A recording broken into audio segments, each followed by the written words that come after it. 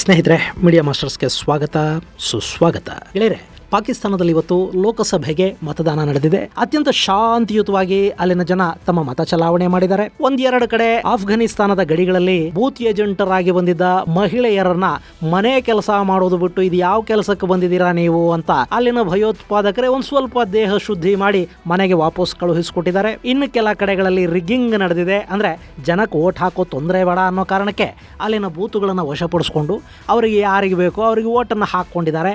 ಹಾಗೆ ಆಫ್ಘಾನಿಸ್ತಾನದ ಗಡಿಯಲ್ಲಿನ ಖೈಬರ್ ಪಖ್ತೂನ್ಖ್ವಾ ಪ್ರಾಂತದಲ್ಲಿ ಕೋಟ್ ಆಜಮ್ ಅನ್ನೋ ಕಡೆ ತಾಲಿಬಾನಿಗಳು ದಾಳಿ ಮಾಡಿದ್ದಾರೆ. ಅಲ್ಲಿ ಚುನಾವಣಾ ಕರ್ತವ್ಯಕ್ಕೆ ನಿಯೋಜನೆಗೊಂಡಿದ್ದ ಸೈನಿಕನೊಬ್ಬನ ಸಾವು ಉಂಟಾಗಿದೆ. ಬಲೂಚಿಸ್ತಾನದಲ್ಲಿ ಚುನಾವಣೆಯ ಹಿಂದಿನ ದಿನ ಅತ್ಯಂತ ಸಂಭ್ರಮದಿಂದ ಪಟಾಕಿ ಹೊಡೆಯಲಾಗಿತ್ತು. ಹಾಗೆ ಖೈಬರ್ ಪಖ್ತೂನ್ಖ್ವಾದಲ್ಲಿ ಕೂಡ ಒಂದಷ್ಟು ಪಟಾಕಿಗಳನ್ನು ಸಿಡಿಸಿ ಸಂಭ್ರಮವನ್ನ ವ್ಯಕ್ತಪಡಿಸಲಾಯಿತು. ಈ ಎರಡೂ ಪ್ರಕರಣಗಳಲ್ಲಿ ಒಂದು 30 ಜನಕ್ಕೆ ಮುಕ್ತಿ ಸಿಕ್ಕಿದೆ ಅಂತ ಹೇಳಲಾಗ್ತಾ ಇದೆ. ಇನ್ನು ಚುನಾವಣಾ ದಿನ ಅಂದ್ರೆ ಇವತ್ತು ಕೂಡ ಅಲ್ಲಿನ ಲಜ್ಜಾ ಅನ್ನೋ ಕಡೆ ಪಟಾಕಿಗಳನ್ನು ಸಿಡಿಸಿದ್ದಾರೆ.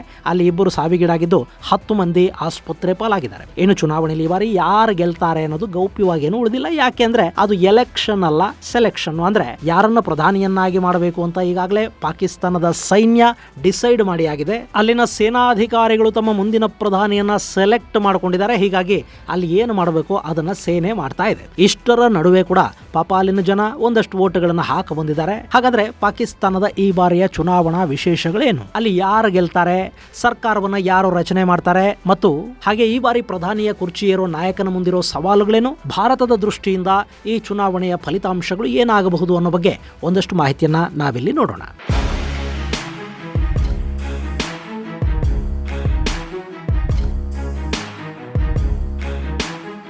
ಗೆಳೆಯರೆ, ಪಾಕಿಸ್ತಾನದಲ್ಲಿ ಇವತ್ತು ಮತದಾನ ನಡೆದಿದೆ. ಅಲ್ಲಿನ ಸಂಸತ್ತಲ್ಲಿ ಒಟ್ಟು 342 ಸ್ಥಾನಗಳಿವೆ. ಆ ಪೈಕಿ 60 ಸ್ಥಾನಗಳನ್ನ ಅಲ್ಲಿನ ಮಹಿಳೆಯರಿಗೆ ಹಾಗೂ 10 ಸ್ಥಾನಗಳನ್ನ ಅಲ್ಪಸಂಖ್ಯಾತರಿಗೆ ಮೀಸಲಿಡಲಾಗುತ್ತೆ. ಅಂದ್ರೆ ಆ ಸ್ಥಾನಗಳಿಗೆ ಚುನಾವಣೆ ನಡೆಯೋದಿಲ್ಲ. ಅಲ್ಲಿ ನೇರವಾಗಿ ಚುನಾವಣೆಯಿಂದ ಆರಿಸಿ ಬರುವುದು ಕೇವಲ 272 ಮಂದಿ ಮಾತ್ರ. ಉಳಿದ ಸ್ಥಾನಗಳನ್ನ ಅಲ್ಲಿ ಆರಿಸಿ ಬರುವ ಪಕ್ಷಗಳಿಗೆ ಅವರವರ ಮೆಜಾರಿಟಿಯ ಆಧಾರದ ಮೇಲೆ ಹಂಚಿಕೊಡಲಾಗುತ್ತೆ. ಆ ಸ್ಥಾನಗಳಿಗೆ ಅವರು ತಮ್ಮ ಪಕ್ಷದ ರಿಲಿಜಿಯಸ್ ಮೈನಾರಿಟಿ ಹಾಗೂ ಮಹಿಳಾ ಅಭ್ಯರ್ಥಿಗಳನ್ನ ಆಯ್ಕೆ ಮಾಡ್ಕೋತಾರೆ. ಅಲ್ಲಿನ 342 ಸದಸ್ಯವಲ್ಲದ ಸಂಸತ್ತಿಗೆ ಮತೀಯ ಅಲ್ಪಸಂಖ್ಯಾತರು ಅಂದ್ರೆ ಹಿಂದೂ, ಕ್ರೈಸ್ತ, ಸಿಖ್, ಪಾರ್ಸಿ ಮುಂತಾದ ಜನ ಏನಿದ್ದಾರೆ ಅವರೆಲ್ಲರಿಗೂ ಸೇರಿ ಸಿಗೋದು ಕೇವಲ 10 ಸ್ಥಾನಗಳು ಮಾತ್ರ. ಇನ್ನು ಈ ಬಾರಿ ಅಲ್ಲಿ ನಡೆದ ಚುನಾವಣೆಗಳಲ್ಲಿ ಸುಮಾರು 18,000 ಅಭ್ಯರ್ಥಿಗಳು ಸ್ಪರ್ಧೆ ಮಾಡಿದ್ದಾರೆ. ಅಲ್ಲಿ ಶಾಂತಿಯುತವಾಗಿ ಮತದಾನವನ್ನು ನಡೆಸೋದಕ್ಕೆ 5 ಲಕ್ಷ ಭದ್ರತಾ ಸಿಬ್ಬಂದಿಯನ್ನ ನೇಮಕ ಮಾಡಲಾಗಿದೆ. ಹಾಗೆ ಸರಿಸುಮಾರು 25 ಕೋಟಿ ಜನಸಂಖ್ಯೆಯನ್ನು ಹೊಂದಿರುವ ಪಾಕಿಸ್ತಾನದಲ್ಲಿ 50% ಅಂದ್ರೆ 12.5 ಕೋಟಿ ಜನ ಮತದಾರರಿದ್ದಾರೆ. ಅವರು ಈ ಚುನಾವಣೆಯ ಮೂಲಕ ತಮ್ಮ ಮುಂದಿನ ಪ್ರಧಾನಿ ಯಾರಾಗಬೇಕು ಅನ್ನೋದನ್ನ ಆಯ್ಕೆ ಮಾಡ್ಕೋಬೇಕು.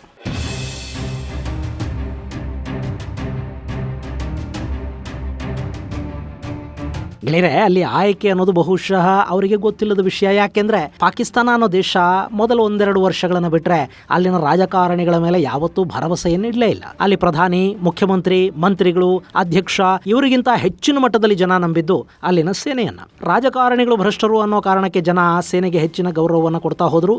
ಪರಿಣಾಮ ಅಲ್ಲಿನ ರಾಜಕಾರಣಿಗಳಿಗಿಂತಲೂ ಪರಮ ಭ್ರಷ್ಟರು ಸೇನೆಯಿಂದಲೇ ಹುಟ್ಟಿ ಬಂದರು. ಇವತ್ತು ಜಗತ್ತಿನ ಅತ್ಯಂತ ಭ್ರಷ್ಟ ಅಧಿಕಾರಿಗಳನ್ನ ಹೊಂದಿರುವ ಸೇನೆ ಅನ್ನಿಸ್ಕೊಳ್ತಾ ಇರೋದು ಪಾಕಿಸ್ತಾನ. ಗೆಳೆಯರೆ, ಆಡಳಿತ ಮತ್ತು ಅಧಿಕಾರ ಎಂಥವರನ್ನು ಭ್ರಷ್ಟರನ್ನಾಗಿ ಮಾಡುತ್ತೆ, ದಾರಿ ತಪ್ಪಿಸಿ ಬಿಡುತ್ತೆ ಅನ್ನೋದಕ್ಕೆ ಪಾಕಿಸ್ತಾನದ ಸೇನೆ ಒಂದು ಉತ್ತಮ ಉದಾಹರಣೆ. ಅಲ್ಲಿನ ಅಧಿಕಾರಿಗಳು ನಿವೃತ್ತರಾದ ನಂತರ ಪಾಕಿಸ್ತಾನದಲ್ಲಿ ಉಳಿಯೋದು ತುಂಬಾನೇ ಕಡಿಮೆ. ಅವರು ಅಲ್ಲಿಂದ ದುಬೈಗೆ, ಅಮೆರಿಕಾಗೆ ಅಥವಾ ಯುರೋಪಿಯನ್ ದೇಶಗಳಿಗೆ ಹೋಗ್ಬಿಡ್ತಾರೆ. ಅಧಿಕಾರದಲ್ಲಿದ್ದಷ್ಟು ದಿನ ದೋಚಿದ ಹಣವನ್ನ ಅಲ್ಲಿ ಪಾರ್ಕ್ ಮಾಡಿಟ್ಟಿರ್ತಾರೆ, ಆಸ್ತಿಗಳನ್ನು ಮಾಡಿರ್ತಾರೆ. ನಿವೃತ್ತರಾದ ಕೂಡಲೇ ಅಲ್ಲಿದೆ ನನ್ನ ಮನೆ, ಇಲ್ಲಿ ಇಷ್ಟು ದಿನ ಇದ್ದದ್ದು ಸುಮ್ಮನೆ ಅನ್ನೋ ಹಾಗೆ ಬೇರೆ ದೇಶಕ್ಕೆ ಹಾರಿ ಹೋಗ್ತಾರೆ. ಇಷ್ಟಾದ್ರೂ ಅಲ್ಲಿನ ಜನಕ್ಕೆ ಅತಿ ಹೆಚ್ಚು ನಂಬಿಕೆ ಸೇನಾ ಅಧಿಕಾರಿಗಳ ಮೇಲೇನೆ. ಆದ್ರೆ ಈ ಬಾರಿ ಪರಿಸ್ಥಿತಿ ಸ್ವಲ್ಪ ಬದಲಾದ ಹಾಗೆ ಕಾಣ್ತಾ ಇತ್ತು. ಇಮ್ರಾನ್ ಖಾನ್ ಅನ್ನೋ ಮಾಜಿ ಕ್ರಿಕೆಟ್ ಕ್ಯಾಪ್ಟನ್ ಅನ್ನ ತಂದು ಪ್ರಧಾನಿಯ ಕುರ್ಚಿ ಮೇಲೆ ಕುಳಿಸಿದ ನಂತರ ಅಲ್ಲಿ ಸೇನೆಯ ಜನಪ್ರಿಯತೆ ಕಡಿಮೆ ಆಗ್ತಾ ಇಮ್ರಾನ್ ಸೇನಾಧಿಕಾರಿಗಳಿಗಿಂತ ಹೆಚ್ಚು ಜನಪ್ರಿಯನಾಗ್ತಾ ಹೋದ. ಕ್ರಿಕೆಟ್ ಅಭಿಮಾನದ ಜೊತೆಗೆ ಆತನ ಕಟ್ಟರ್ ಭಾರತ ದ್ವೇಷ ಕೂಡ ಪಾಕಿಸ್ತಾನದ ಯುವಕರಿಗೆ ಇಷ್ಟವಾಗ್ತಾ ಹೋಯಿತು. ಇದು ಸೇನೆಯ ಆತಂಕಕ್ಕೆ ಕಾರಣ ಆಯಿತು. ಇಮ್ರಾನ್ ಅಧಿಕಾರಕ್ಕೆ ಬರುವ ಮೊದಲು ಚೈನಾನ ಬೈಕೋತಾ ಇದ್ದ. ಹೀಗಾಗಿ ಅಮೆರಿಕ ಹಾಗೂ ಸೇನೆ ಎರಡೂ ಕೂಡ ಇಮ್ರಾನ್ ಪ್ರಧಾನಿ ಆದರೆ ಚೈನಾನ ದೂರ ಮಾಡಬಹುದು ಅಂತ ಅಂದ್ಕೊಂಡಿದ್ವು. ಆದರೆ ಪ್ರಧಾನಿ ಆದ ಕೂಡಲೇ ಇಮ್ರಾನ್ ಭಿಕ್ಷಾ ಪಾತ್ರೆ ಹಿಡ್ಕೊಂಡು ಹೋಗಿ ನಿಂತಿದ್ದು ಚೈನಾದ ಮುಂದೆನೆ. ಅದು ಆ ದೇಶಕ್ಕೆ ಅನಿವಾರ್ಯ ಕೂಡ ಆಗಿತ್ತು. ಹೀಗಾಗಿ ಇಮ್ರಾನ್ ಚೈನಾಗೆ ಹತ್ತಿರ ಆದಷ್ಟು ಅಮೆರಿಕಾಗೆ ಇಮ್ರಾನ್ ಇಷ್ಟವಾಗುವುದು ಕಡಿಮೆ ಆಯಿತು. ಇಮ್ರಾನ್ ಪದಚ್ಯುತಿಗೆ ಸೇನೆಗೆ ಅಮೆರಿಕಾದಿಂದ ಆದೇಶ ಬಂತು. ಇಮ್ರಾನ್ ಜೈಲು ಪಾಲಾಗಿದ್ದು ಆಯಿತು. ಈ ಬಾರಿಯ ಚುನಾವಣೆಯಲ್ಲಿ ಇಮ್ರಾನ್ ಖಾನ್ ಪಕ್ಷದ ಚಿಹ್ನೆಯನ್ನು ಕೂಡ ಕಿತ್ಕೊಳ್ಳಲಾಗಿದೆ. ಅಲ್ಲಿ ಇಮ್ರಾನ್ ಹಾಗೂ ಖುರೇಶಿ ಇಬ್ಬರು ಚುನಾವಣೆಯಲ್ಲಿ ಸ್ಪರ್ಧಿಸಿಲ್ಲ. ಉಳಿದಂತೆ ದೇಶಭ್ರಷ್ಟನಾಗಿದ್ದ ಮಾಜಿ ಪ್ರಧಾನಿ ನವಾಜ್ ಶರೀಫ್ ಕಳೆದ ವರ್ಷನೇ ಪಾಕಿಸ್ತಾನಕ್ಕೆ ಹಿಂತಿರುಗಿ ಆಗಿದೆ. ಆತ ಚುನಾವಣೆಯಲ್ಲಿ ಭಯಂಕರ ಪ್ರಚಾರ ಕೂಡ ಮಾಡಿದ್ದಾನೆ. ನವಾಜ್ ಪ್ರಧಾನಿ ಆಗಲಿ ಅಂತ ಅಮೆರಿಕ ಕೂಡ ಹೇಳಿದೆ. ಹೀಗಾಗಿ ಸದ್ಯಕ್ಕೆ ಇರೋ ಲೆಕ್ಕಾಚಾರದ ಪ್ರಕಾರ ಪಾಕಿಸ್ತಾನದಲ್ಲಿ ಅತಿದೊಡ್ಡ ಪಕ್ಷವಾಗಿ ನವಾಜ್ ಶರೀಫ್ ಅವರ ಪಾಕಿಸ್ತಾನ್ ಮುಸ್ಲಿಂ ಲೀಗ್ ನವಾಜ್ ಪಕ್ಷ ಆರಿಸಿ ಬರೋ ಸಾಧ್ಯತೆ ಇರುತ್ತೆ. ಇನ್ನು ಎರಡನೇ ಅತಿ ದೊಡ್ಡ ಪಕ್ಷವಾಗಿ ಪಾಕಿಸ್ತಾನ್ ಪೀಪಲ್ಸ್ ಪಾರ್ಟಿ ಅಂದ್ರೆ ಬಿಲಾವಲ್ ಭುಟ್ಟೋ ಪಾರ್ಟಿ ಆರಿಸಿ ಬರುತ್ತೆ. ಮೂರನೇ ಸ್ಥಾನಕ್ಕೆ ಇಮ್ರಾನ್ ಖಾನ್ ಪಕ್ಷ ತಳ್ಳಲ್ಪಡುತ್ತೆ ಅಂತ ಸಮೀಕ್ಷೆಗಳು ಹೇಳ್ತಾ ಇವೆ.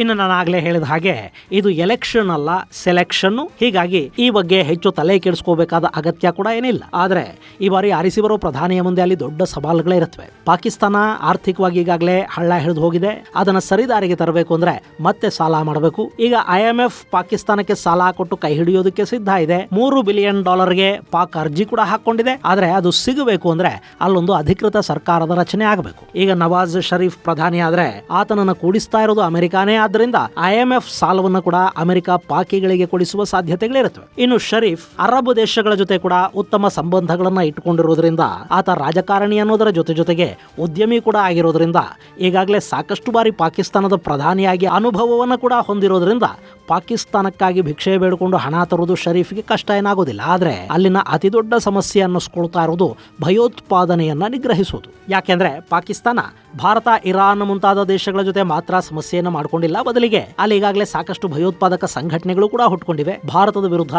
ಆಫ್ಘನಿಸ್ತಾನದಲ್ಲಿ, ಅಮೆರಿಕಾಗಾಗಿ ಆಫ್ಘನಿಸ್ತಾನದ ಗಡಿಯಲ್ಲಿ, ಇರಾನ್ನ ಶಿಯಾಗಳ ವಿರುದ್ಧ ಬಲೂಚಿಸ್ತಾನದಲ್ಲಿ, ಹೀಗೆ ನಾನಾ ಕಡೆಗಳಲ್ಲಿ ಪಾಕಿಸ್ತಾನ ಹುಟ್ಟಿಸಿದ ಉಗ್ರ ಸಂಘಟನೆಗಳಿವೆಯಲ್ಲ, ಅವು ಈಗ ಪಾಕಿಸ್ತಾನವನ್ನೇ ಕಚ್ಚುತ್ತಾ ಇವೆ. ಮೊನ್ನೆ ಅಲ್ಲಿ ಚುನಾವಣೆಯ ಹಿಂದಿನ ದಿನ ಬಲೂಚಿಸ್ತಾನದಲ್ಲಿ ಖೈಬರ್ ಪಖ್ತೂನ್ಖ್ವಾದಲ್ಲಿ ಬಾಂಬ್ ಬ್ಲಾಸ್ಟ್ ಮಾಡಿ 10 ಮಂದಿಯ ಸಾವಿಗೆ ಕಾರಣವಾಗಿರೋದು ನಾವೇ ಅಂತ ಐಸಿಸ್ ಕ್ಲೈಮ್ ಮಾಡ್ಕೊಳ್ತಾ ಇದೆ. ಇಲ್ಲಿ ನಿಜವಾಗ್ಲೂ ಐಸಿಸ್ ಕೂಡ ಬಂದು ಕೂತಿದ್ಯಾ, ಅಥವಾ ನಾಳೆ ಅಮೆರಿಕಾದಿಂದ ಭಯೋತ್ಪಾದಕರ ವಿರುದ್ಧ ಹೋರಾಡೋದಕ್ಕೆ ಹಣ ಪಡ್ಕೊಳ್ಳೋ ಉದ್ದೇಶಕ್ಕೆ ಪಾಕಿಸ್ತಾನದ ISI ತಾನೇ ಐಸಿಸ್ನ ಹೆಸರನ್ನ ತೇಲಿ ಬಿಡ್ತಾ ಇದೆಯಾ ಅನ್ನೋದು ಕೂಡ ಗೊತ್ತಿಲ್ಲ. ಆದರೆ ಬಲೂಚ್ ಲಿಬರೇಷನ್ ಫ್ರಂಟ್, ಪಾಕಿಸ್ತಾನಿ ತಾಲಿಬಾನ್ ಮುಂತಾದ ಸಂಘಟನೆಗಳಂತೂ ಅಲ್ಲಿ ನಿರಂತರವಾಗಿ ಪಟಾಕಿ ಹೊಡಿತಲೇ ಇವೆ. ಈಗ ಆರಿಸಿ ಬರೋ ಪ್ರಧಾನಿ ಆ ಭಯೋತ್ಪಾದನೆಯನ್ನ ಮಟ್ಟ ಹಾಕೋದಕ್ಕೆ ದೊಡ್ಡ ಮಟ್ಟದಲ್ಲಿ ಕೆಲಸ ಮಾಡಬೇಕಾಗಿ ಬರುತ್ತೆ. ಹಾಗೆ ನವಾಜ್ ಶರೀಫ್ ಅಮೆರಿಕಾದಿಂದ ಹೇರಲ್ಪಡ್ತಾ ಇರೋ ಪ್ರಧಾನಿ ಅನ್ನೋ ಭಾವನೆ ಅಲ್ಲಿನ ಭಯೋತ್ಪಾದಕ ಸಂಘಟನೆಗಳಿಗೂ ಇರುತ್ತೆ. ಇನ್ನು ಹೇಳಿ ಕೇಳಿ ಇರಾನ್ ತನ್ನ ಅಕ್ಕಪಕ್ಕದಲ್ಲಿ ಅಮೆರಿಕ ಇರೋದನ್ನ ಸಹಿಸೋದಿಲ್ಲ. ತಾಲಿಬಾನಿಗಳಿಗೂ ಅಮೆರಿಕ ಮೇಲೆ ದ್ವೇಷ ಇದೆ. ಹೀಗಾಗಿ ಅಲ್ಲಿ ಮುಂದಿನ ದಿನಗಳಲ್ಲಿ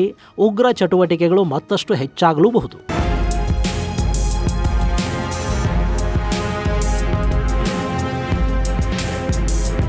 ಇನ್ನು ಭಾರತಕ್ಕೆ ಪಾಕಿಸ್ತಾನ ಏನು ಅನ್ನೋದು ತುಂಬಾ ಚೆನ್ನಾಗಿ ಅರ್ಥ ಆಗಿದೆ. ಅಲ್ಲಿ ಯಾರೇ ಆರಿಸಿ ಬಂದ್ರು, ಅವ್ರು ಏನು ಮಾಡಬೇಕು ಅಂದ್ಕೊಂಡ್ರು ಅದನ್ನ ಮಾಡಿಸೋದು ISI. ಮತ್ತು ಇಲ್ಲಿ ISI ಏನಾಗಬೇಕು ಅಂತ ಬಯಸ್ತದೋ ಅದೇ ಅಲ್ಲಿ ಆಗೋದು. ಹೀಗಾಗಿ ಪಾಕ್ ಪ್ರಧಾನಿ ಯಾರಾಗ್ತಾರೆ ಅನ್ನೋ ಬಗ್ಗೆ ಭಾರತ ಹೆಚ್ಚು ತಲೆ ಕೆಡಿಸ್ಕೊಳ್ಳೋದಕ್ಕೆ ಹೋಗದೇನೂ ಇರಬಹುದು. ಇನ್ನು ಈಗಾಗಲೇ ಪಾಕಿಸ್ತಾನದ ಜೊತೆಗಿನ ಬಹುತೇಕ ವ್ಯಾಪಾರ ವಹಿವಾಟುಗಳನ್ನ ನಿಲ್ಲಿಸಿರುವ ಭಾರತ ಮಾತುಕತೆಗಳನ್ನು ಕೂಡ ಮಾಡೋದಕ್ಕೆ ಸಿದ್ಧ ಆಗ್ತಾ ಇಲ್ಲ.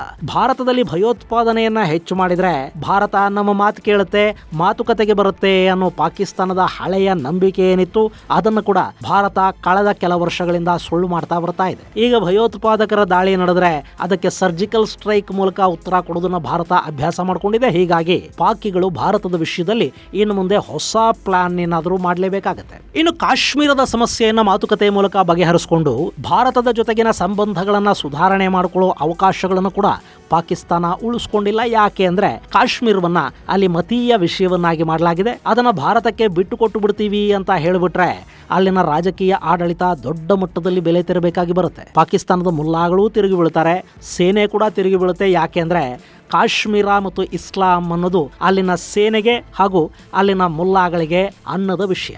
ಹೀಗಾಗಿ ಕಾಶ್ಮೀರದ ವಿಷಯದಲ್ಲಿ ಯಾವ ದೊಡ್ಡ ಬದಲಾವಣೆಯನ್ನು ಇಲ್ಲಿ ನಿರೀಕ್ಷೆ ಮಾಡೋದಕ್ಕೆ ಸಾಧ್ಯ ಆಗೋದಿಲ್ಲ. ಹಾಗೆ ಆಕ್ರಮಿತ ಕಾಶ್ಮೀರವನ್ನ ಭಾರತಕ್ಕೆ ಬಿಟ್ಟು ಕೊಟ್ಟು ಬಿಡ್ತೀವಿ ಅಂತ ಹೇಳಿದ್ರೆ ಇಲ್ಲಿ ಚೈನಾ ಕೂಡ ಸುಮ್ಮನಿರೋದಿಲ್ಲ. ಯಾಕೆಂದ್ರೆ ಈಗಾಗಲೇ ಚೈನಾ ಅಲ್ಲಿ ಸಾಕಷ್ಟು ಹೂಡಿಕೆಗಳನ್ನು ಮಾಡಿದೆ ಮತ್ತು ಪಾಕಿಸ್ತಾನಕ್ಕೆ ಗಿಲ್ಗಿಟ್ ಬಾಲ್ಟಿಸ್ತಾನ ಹಾಗೂ ಆಕ್ರಮಿತ ಕಾಶ್ಮೀರದ ಮೂಲಕ ಹಾದು ಹೋಗ್ತಾ ಇರೋ ರಸ್ತೆಯ ಕಾರಣಕ್ಕಾಗಿನೇ ಚೈನಾ ಸಾಕಷ್ಟು ಸಾಲ ಮತ್ತು ಇನ್ನಿತರ ಸಹಾಯಗಳನ್ನು ಕೂಡ ಮಾಡಿದೆ. ಹೀಗಾಗಿ ಇಲ್ಲಿ ಚೈನಾ ಕೂಡ ಸುಮ್ಮನಿರೋದಕ್ಕೆ ಸಾಧ್ಯ ಆಗೋದಿಲ್ಲ. ಸೊ ಕಾಶ್ಮೀರದ ಸಮಸ್ಯೆಯ ವಿಷಯದಲ್ಲಿ ಪಾಕಿಸ್ತಾನ ಭಾರತದ ಜೊತೆ ಮಾತುಕತೆಯ ಮೂಲಕ ಸಮಸ್ಯೆಯನ್ನ ಬಗೆಹರಿಸಿಕೊಳ್ಳುತ್ತೆ ಅನ್ನೋದು ನಿರೀಕ್ಷೆಗೆ ಮೀರಿದ ವಿಷಯ. ಆದರೆ ಅಮೆರಿಕದ ಒತ್ತಡದಿಂದ ಒಂದಷ್ಟು ವ್ಯಾಪಾರ ವಹಿವಾಟುಗಳನ್ನು ಪುನರಾರಂಭ ಮಾಡೋದಕ್ಕೆ ಪಾಕಿಸ್ತಾನ ಪ್ರಯತ್ನವನ್ನ ಪಡಬಹುದು. ಯಾಕೆ ಅಂದ್ರೆ ನವಾಜ್ ಶರೀಫ್ ಇಂಥ ವಿಷಯಗಳಲ್ಲಿ ತುಂಬಾನೇ ಬುದ್ಧಿವಂತ. ಹಾಗೆ ಉದ್ಯಮಿಗಳು, ಕಾರ್ಪೊರೇಟ್ ಜಗತ್ತು ಆತನ ನೆರವಿಗೆ ನಿಲ್ಲುವ ಸಾಧ್ಯತೆಗಳು ಕೂಡ ಇರುತ್ತವೆ. ಹೀಗಾಗಿ ಭಾರತದ ಜೊತೆ ಪಾಕಿಸ್ತಾನ ಬ್ಯಾಕ್ ಡೋರ್ ಮಾತುಕತೆಗಳನ್ನು ಪ್ರಾರಂಭಿಸುವ ಸಾಧ್ಯತೆಗಳನ್ನ ಇಲ್ಲಿ ತಳ್ಳಿ ಹಾಕೋದಿಕ್ಕಾಗೋದಿಲ್ಲ. ಆದರೆ ಭಾರತ ಪಾಕಿಸ್ತಾನದ ಈ ಎಲ್ಲ ಪ್ರಯತ್ನಗಳಿಗೆ ಹೇಗೆ ಪ್ರತಿಕ್ರಿಯೆ ನೀಡುತ್ತೆ ಅನ್ನೋದನ್ನ ಕಾದು ನೋಡಬೇಕು. ಅಂತೂ ಪಾಕಿಸ್ತಾನದಲ್ಲಿ ಇಮ್ರಾನ್ ಖಾನ್ ನ ದೂರ ಮಾಡಬೇಕು ಅನ್ನುವ ಸೇನೆ ಮತ್ತು ಅಮೆರಿಕದ ಪ್ರಯತ್ನ ಫಲ ಕೊಡ್ತಾ ಇದೆ. ಹಾಗೆ ಅಲ್ಲಿ ಯಾವ ಪ್ರಧಾನಿಯೂ ಇದುವರೆಗೆ 5 ವರ್ಷಗಳ ಕಾಲ ಸಂಪೂರ್ಣ ಆಡಳಿತವನ್ನ ನಡೆಸಿಲ್ಲ. ಹೀಗಾಗಿ ನವಾಜ್ ಕೂಡ ಎಷ್ಟು ದಿನ ಅನ್ನೋದು ಗೊತ್ತಿಲ್ಲ. ಸೇನೆಗೆ ಮೂಡು ಬದಲಾಗುವವರೆಗೆ ಅಲ್ಲಿ ಶರೀಫ್ ಆಡಳಿತ ಇರಬಹುದು. ಇದು ಗೆಳೆಯರೆ ಪಾಕಿಸ್ತಾನದ ಚುನಾವಣೆಗಳಿಗೆ ಸಂಬಂಧಪಟ್ಟ ಒಂದಷ್ಟು ವಿಷಯ. ಮುಂದಿನ ಸಂಚಿಕೆಯಲ್ಲಿ ಮತ್ತಷ್ಟು ವಿಶೇಷಗಳ ಜೊತೆ ಮತ್ತೆ ಭೇಟಿಯಾಗೋಣ. ಅಲ್ಲಿವರೆಗೆ ಜೈ ಹಿಂದ್, ಜೈ ಕರ್ನಾಟಕ.